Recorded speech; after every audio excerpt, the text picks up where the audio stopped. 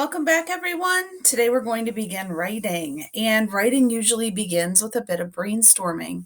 When we brainstorm, we think of many ideas for our stories before we choose just one. And one of the best ways that we can come up with a lot of different ideas is to reflect on really useful questions. So, I've put together a slideshow of questions that might help you brainstorm some potential story ideas. I've linked to them here, and I will also make sure that I put them on the website page where you accessed today's lesson. That way, if I move too fast for you right now, you'll be able to open those slides on your own and spend as much time with them as you need. You can revisit them as often as you like, and for as long as you like, in order to come up with as many different ideas as possible. Once you're done reviewing those ideas, we're going to think a little bit about how we might choose one that's interesting to us and that might also be interesting to an audience. What I'm going to invite you to do right now is to pause this video and find something to write with, whether it's pencil or pen and paper or a screen or device that you want to capture some ideas on. I'm going to be asking some questions and you'll be answering some of them. You'll want to hold on to your ideas by either doodling or drawing, or making sure that you take some time to capture them with letters and words. So, what I'd like for you to do is to take some time to pause and to go find your writing instruments and then come back, and I will see you on the next set of slides.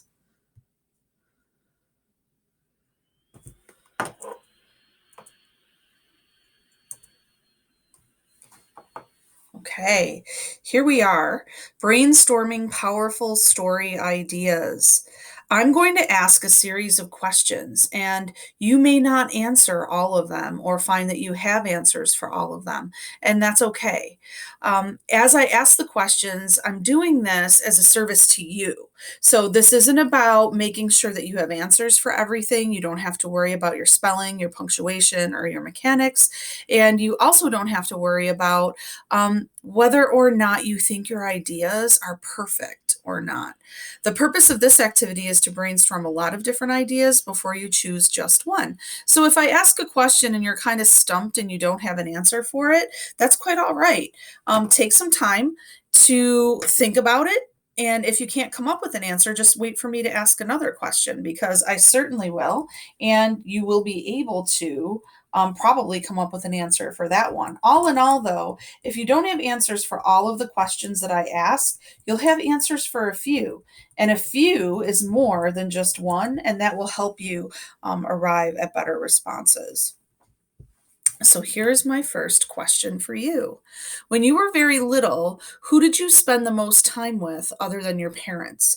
I'm thinking about how I spent an awful lot of time with my next door neighbor, and I spent a lot of time with my preschool teacher, and even the woman who drove my bus, who I liked very much. She drove me to school every day.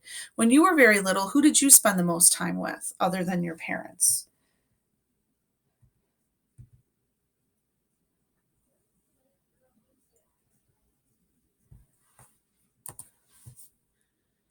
Now, think of a moment that you spent with this person or these people that left you giggling very hard. For instance, I remember once my bus driver forgot to drop me off because I fell asleep on the back seat of the bus. And it wasn't funny then, it was actually kind of scary. But now, as a grown up, when I think back about that, it makes me laugh. Are there moments that you spent with the people that you were thinking about that left you giggling very, very hard? Or maybe something scary happened too. That same experience was pretty frightening. I'm also thinking about how my neighbor owned this dog that actually lived outside, and he was kind of a rough old geezer of a dog. And once he got into a fight with another dog in the neighborhood, that was pretty scary to watch. Maybe some scary things happened with you too. Jot those ideas down. Can you think of a moment when you really felt as if you belonged? Who helped you feel that way? I had 3 cousins growing up. Rosie and Mary Jane and Elaine, and they were teenagers, and one of them was taking a course in her high school about babysitting. So I got to go to school with her one day, and her friends were so nice to me, and they really made me feel like I belonged, even though I was a lot younger than they were. That's a really good memory. Can you think of a moment when someone made you feel as if you really belonged? Jot those ideas down. Who makes you feel smart? Who in your life makes you feel smart? And who has been most generous to you? Who is always giving you thoughtful things or sharing their time or their love with you or their care? I know it's easy to think about maybe a mom or a dad or a brother or a sister or a very best friend. Can you think of other people too? I'm thinking of the librarian that lived in my town who was very generous, sharing advice with us about books that she loved to read. And she was so enthusiastic about that. It was exciting. Who's been generous to you and how? Who do you spend the most time with right now other than your parents? I spend a lot of time right now with my husband and my daughter because we've spent so much time distancing from everyone else because of COVID-19. Who do you spend the most time with right now other than your parents? And which memories of this person or these people will you hold on to forever and why? For instance, we're not spending a lot of money and we're not even really leaving our house too much right now, but there are some very happy memories that we're making in our home, even as we're distancing. I'm thinking of playing rummy with my daughter and my husband on the deck after dark with the lights on. And I'm thinking of the fact that we have this new puppy and we spend a lot of time in the backyard with him, especially in the morning when the sun's just coming up and it's really pretty. Which memories of the people that you're spending the most time with right now do you want to hold on to? And why? Spend some time to jot those down. Which characters from the books you've read have taught you how to be a good person? I'm thinking a lot about Anne Frank, who was a Jewish girl who went into hiding during the Holocaust. And terrible things happened to her and to her family and friends, and she still saw good in human beings. And that reminds me of how to be a good person too. How about you? Which characters from the books you've read have taught you how to be a good person? Which of those characters were bravest? And which ones made you want to be brave too, and why? I'm thinking a lot about a character that I met in a book written by a woman named Judy Blume. The book was Deanie, and I read it when I was growing up. And this was about a girl who had spina bifida, and she wore a back brace.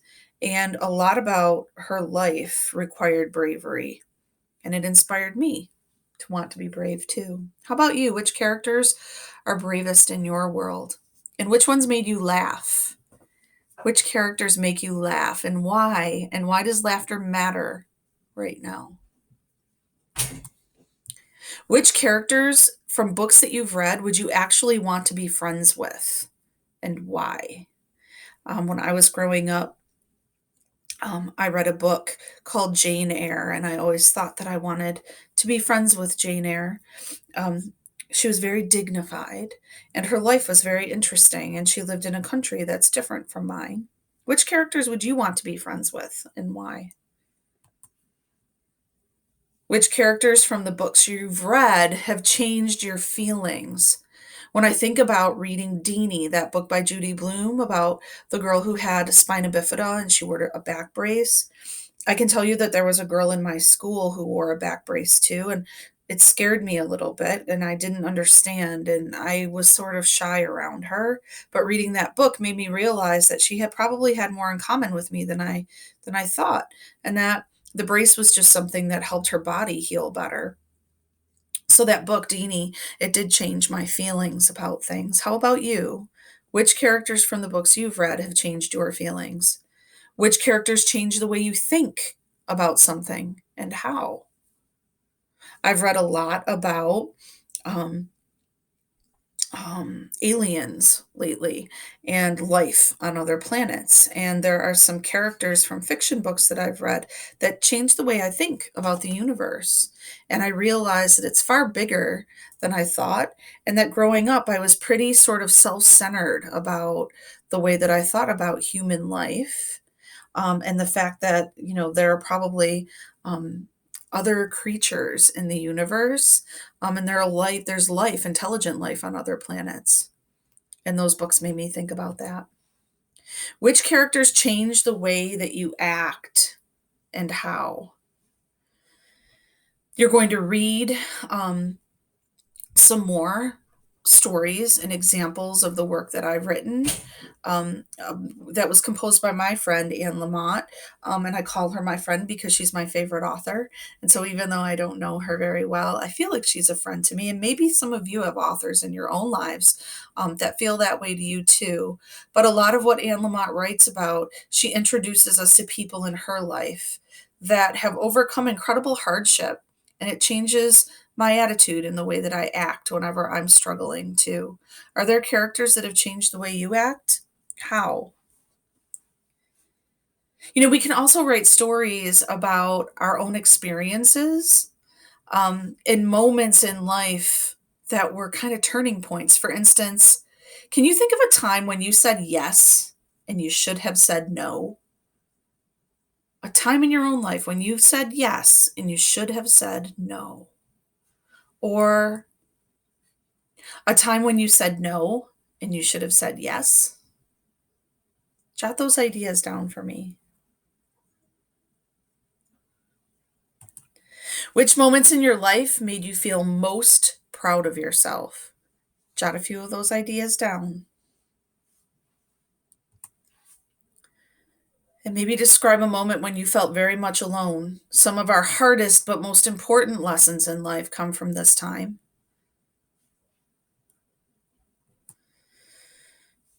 Can you think of a time when you overcame a fear? Jot those ideas down. And when you did something really hard.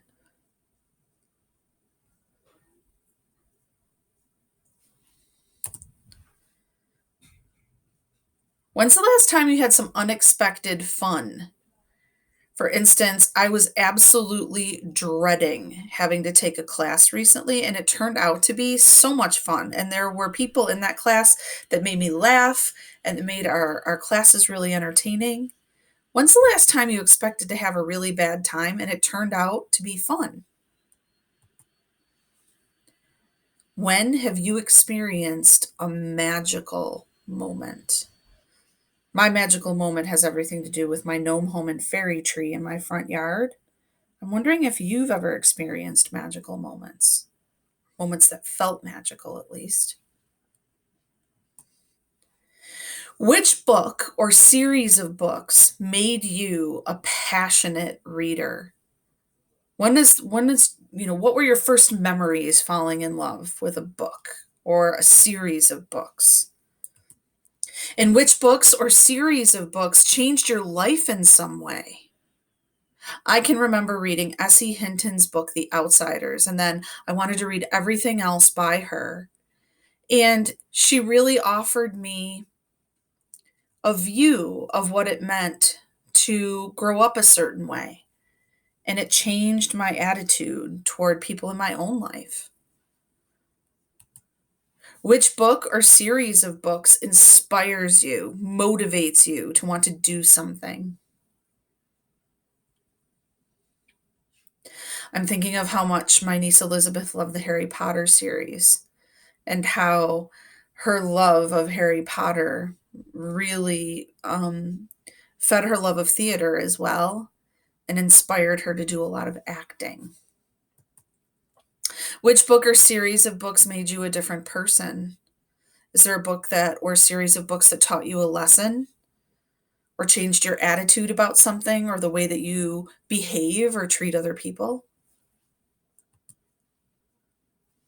These are the questions that I have for you, and this entire set of slides will be posted on the website for this particular lesson.